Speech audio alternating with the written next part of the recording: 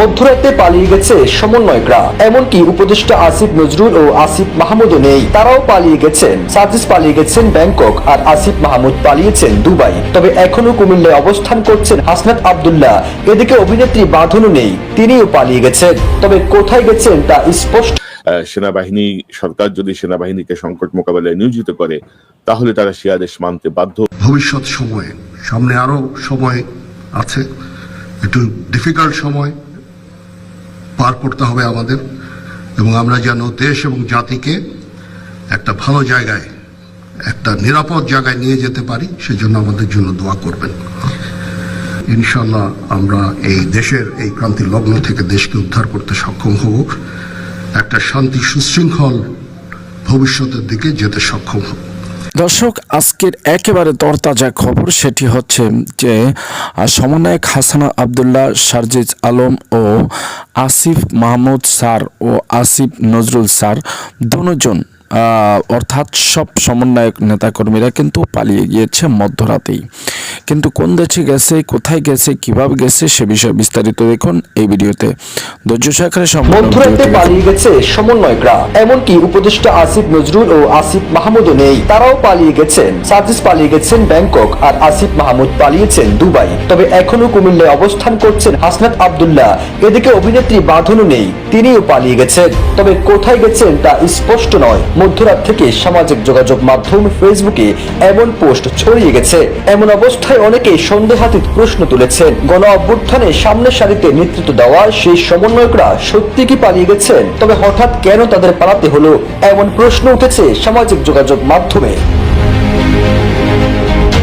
নিষিদ্ধ সংগঠন ছাত্রলীগের সাবেক নেতা সিদ্দিক নাজমুল আলম সামাজিক যোগাযোগ মাধ্যম ফেসবুকে পোস্ট করে লিখেছেন, ব্যাংকক সার্জিস চলে গেছে, কুমিল্লায় হাসনাত, আসিফ দুবাই। এরপর তিনি আরো একটি পোস্ট করে জানতে চান আসিফ নজরুল কই। নিষিদ্ধ সংগঠনের সাবেক এই নেতা এর আগে আরো একটি পোস্ট করে লিখেছেন, সব ভাগছি কেন, তোরা তো মুজিবাদের কবর দিবি। RICL TMX, যুগের পর যুগ স্থাপনা থাকে মজবুত। আচ্ছা, বাঁধন আপু কই? এভাবেই আওয়ামী লীগের আত্মগোপনে থাকা নেতা কর্মীরা সামাজিক যোগাযোগ মাধ্যম ফেসবুকে অন্তর্বর্তী সরকার এবং গণ অভ্যুত্থানের নেতৃত্ব দানকারী সমন্বয়কদের বিরুদ্ধে পালিয়ে গেছেন বলে পোস্ট করেন, যা সম্পূর্ণ গুজব। তবে এমন পোস্টের প্রেক্ষিতে নেটিজেনরা করছেন নানা সমালোচনা। সাংবাদিক ইলিয়াস হোসেন লিখেছেন, রাতে উপদেষ্টারা সব পালিয়ে গেছে, হাসিনা আপাকে বলেন দেশে চলে আসতে। আত্মগোপনে থাকা আওয়ামী লীগের এসব পোস্ট শেয়ার করে অনেকে ক্যাপশনে লিখেছেন, নাজমুল ভাই ঠিক বলেছেন, ভোরবেলা উঠে দেখি ঢাকা শহরে সব মানুষ পালিয়ে গেছে, রাস্তায় কোনো মানুষ নেই, মেট্রো রেলটাও নেই, বোধহয় ওরা মেট্রো রেল নিয়ে গেছে।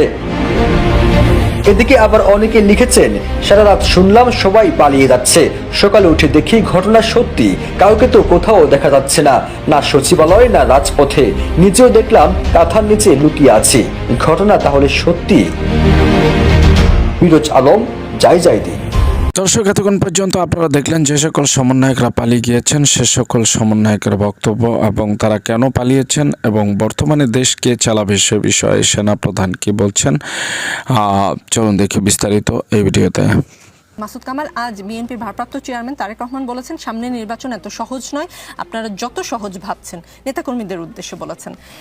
তারেক রহমান কি কর্মীদের সতর্ক করলেন? মানে যদি সতর্ক করে থাকেন সেটা তো ডেফিনেটলি একটা স্মার্ট মুভ বা smart way of doing politics, নাকি তিনি কোনো ষড়যন্ত্রের গন্ধ পাচ্ছেন? কোনটা মনে হয়? তারেক রহমান সাহেবের আমাদের চেঞ্জ দেখেছিলাম আমার বিবেচনায় আর কি। এর মাঝখানে আমার কাছে মনে হয়েছিল উনি অনেকটাই যেন আগের মতো নয়, একটু পরিবর্তন হয়েছেন এবং মানুষ কি চায় সেরকম করার চেষ্টা করছেন।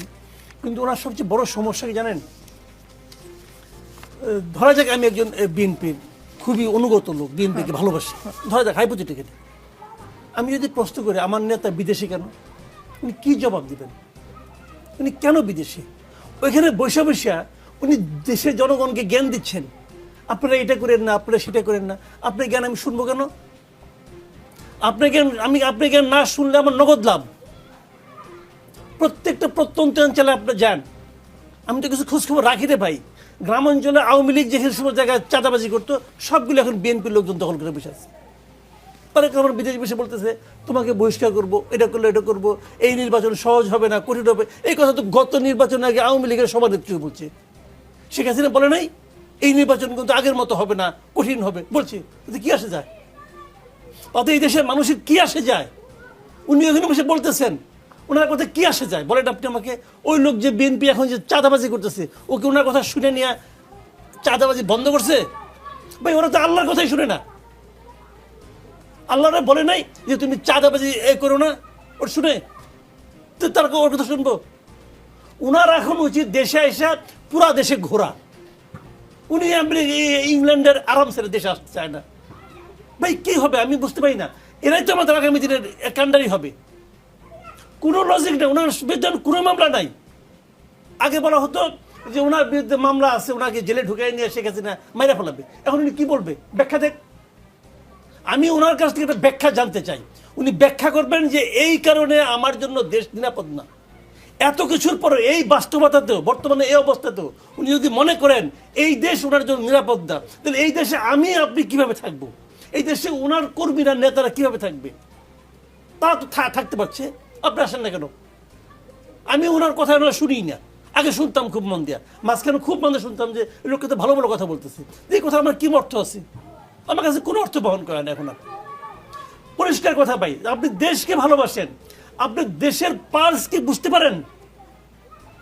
আপনি যদি আমার পালস বুঝতে চান, হয় আমার নারী ধরতে হবে, অথবা একটা নল দিয়ে হলো আমাকে ধরতে হবে। তো আপনি দূরে বসে বসে আমার পালস বুঝতেছেন?